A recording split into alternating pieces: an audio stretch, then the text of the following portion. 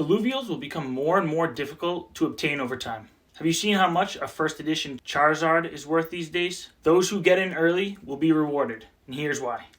My name is Najaf, and I'm a professional hunter. Like all of you, I crash landed here in Illuvium with nothing.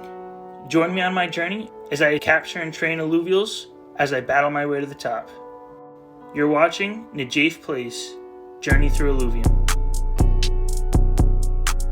If you're new to crypto gaming, let me sum it up for you real quick. Your in-game assets are NFTs on the blockchain, which allow for true ownership. Your NFTs cannot be duplicated, destroyed, or taken away even by the creators of the game. And if and when you decide you're done playing the game, your time, effort, and money won't be wasted because you can sell your in-game assets to new players. Alright, so let's talk about scarcity in Illuvium. So really this is going to be focusing on the importance of getting in early.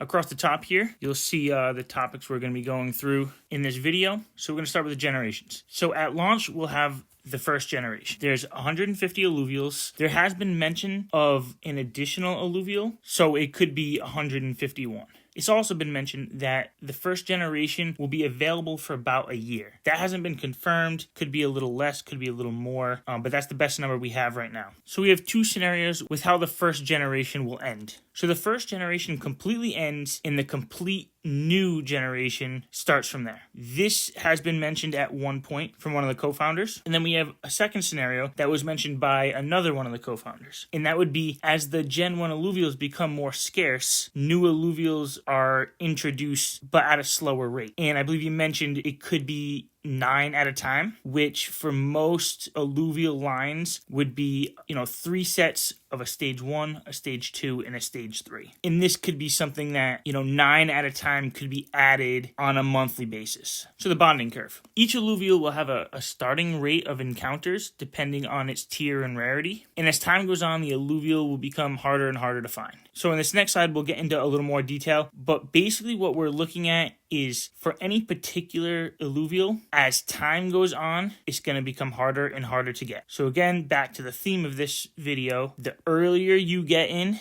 the more you're going to be able to benefit from this. So on this slide, we have 3 scenarios. In yellow here is what I think is the best explanation. Let's look through them quick. So the first scenario is over the course of that generation's time frame, the alluvials become more scarce. So this would mean if Gen 1 alluvials will be available for a year, that means at the beginning of that year, there will be a lot available, and towards the end of that year, there will be a lot less, going to 0. The second scenario would be each time an alluvial is captured, there's less available to be captured. This is actually what seems to have been mentioned by the co-founders, but in my opinion, it doesn't make much sense. It doesn't scale to the number of players playing the game. So scenario 3, which I think is the best explanation, would be each time a particular alluvial is captured, the rate of encounter decreases. So that might sound similar to the other ones, but it actually scales better with an increased player base. And because it's the rate of encounters and not just encounters, we could actually see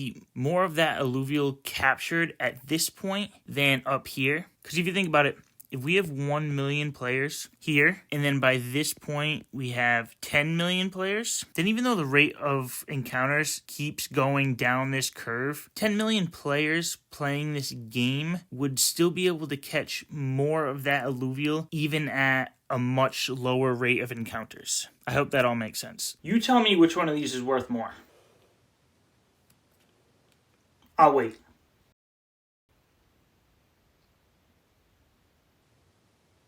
Obviously the Charizard. And why is that? Because it's scarce, it's more rare, and it was an early edition card. New collectors right now would pay hundreds or even thousands for this card. Don't be that person 10 years from now saying, I wish I didn't get rid of my Ramfire.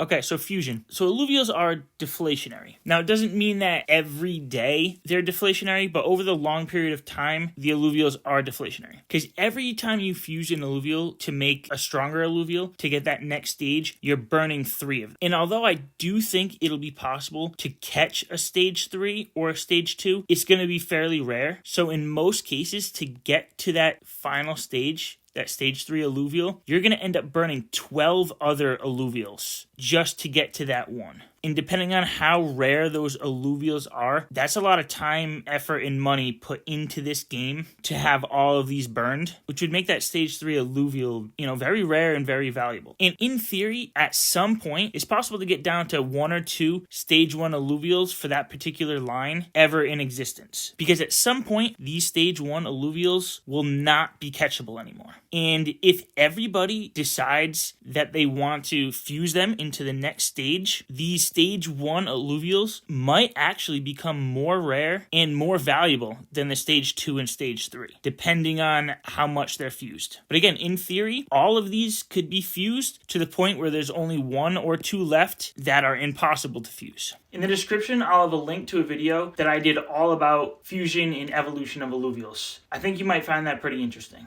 All right, so player base. So the player base will increase over time. Once the first generation of Illuvials become unavailable in-game, the player base will still be growing. And the more and more players that enter the system, the more and more players are going to be looking for those first generation Illuvials. So this is just an example of the Axiomfinity player count, which is basically the leader in the play-to-earn space right now. And you can see just from February 2020 through December of 2021, they went from under 10,000 players up to 3 million. And that's just in the course of a year and a half. Now, a lot of us are expecting Illuvium to be much bigger, a cheaper barrier to entry. A matter of fact, it'll actually be free to play. So the numbers for Illuvium could dwarf what Axiomfinity did. We could be looking at over 10 million players in just a couple years. And here's just another example of a chart where this is Fortnite, one of the first big free-to-play games just in general. And this is a game that over the course of 3 years went up to 350 million players. I think Illuvium will be somewhere between what Axiomfinity did and what Fortnite did. Or even if we hit 10% of what Fortnite did, we're looking at 35 million players. Make sure to hit that subscribe button, and even more importantly, the like button. Thank you. So the collectability. Collectors in this game will hodl their cards just like they did with Pokemon and sports cards.